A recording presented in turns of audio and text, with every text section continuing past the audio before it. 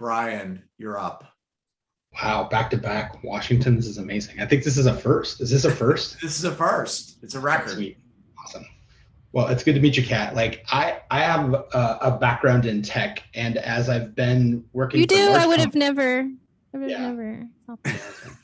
So one of the things I've now evolved to wanting to be this really great people leader, and I've at prior companies I've worked for, I've reached out to HR and said, hey, there's this gap in between what HR can provide, and it's probably because of the staffing challenges you mentioned, where it's this community of practice, like helping like managers get better at their job, right? And not just a class, because that's scalable and recordable, but like ongoing, like peer mentorship. And so I've taken on a lot of those roles myself because I want that solution to exist. But my question for you is, have you seen a company that has sort of PM'd the talent experience like in a really disciplined way? Because, you know, I talk to my PMs and say, they take a very experimentation focused approach to find out what's going to work, but that takes time and people.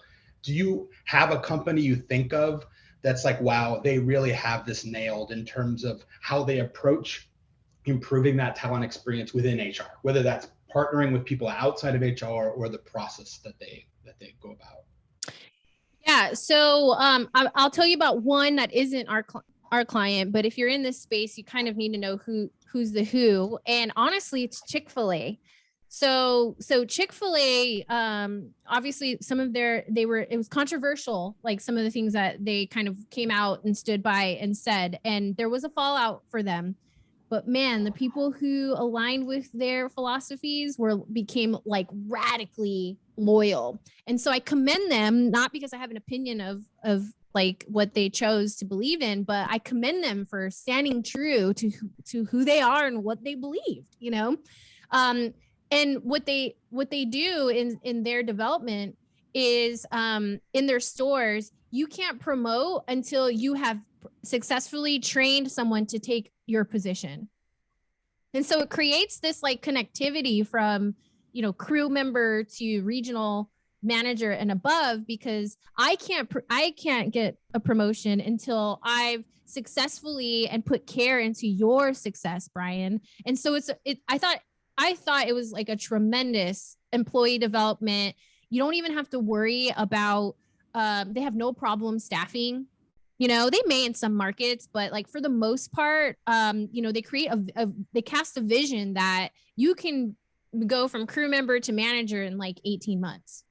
And then you can't even own a franchise unless you've gone through their program. So they don't really sell franchises outside. They, all of their franchisees started working for them.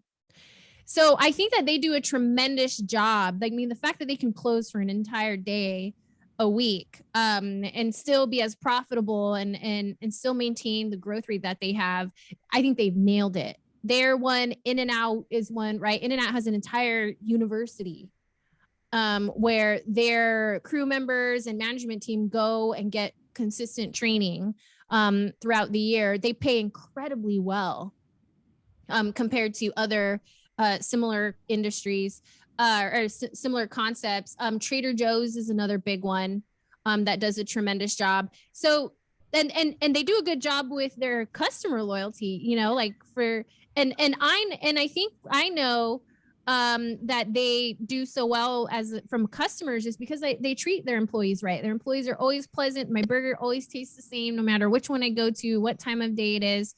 So, and then internally for our clients, we have clients that have had a similar store development plan, and then they also do independent personal development plans. And so they really like sit down and ask, like, what do you want?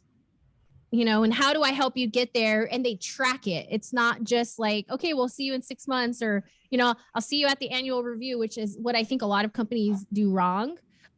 They track it. It's like a weekly, monthly, quarterly thing to make sure they're on track. If they're not, why? You know, have they changed kind of the direction? Maybe they tried something and realized it wasn't for them. So I think that customized experience is really important.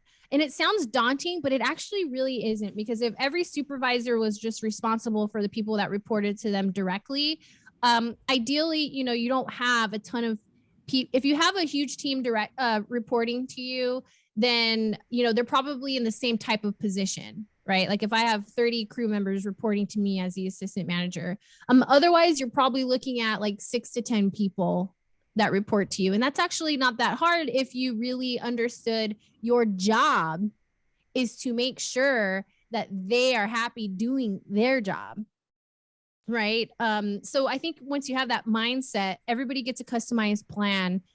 It's a lot easier to help them succeed that instead of putting like this blanket solution over them. Thank you.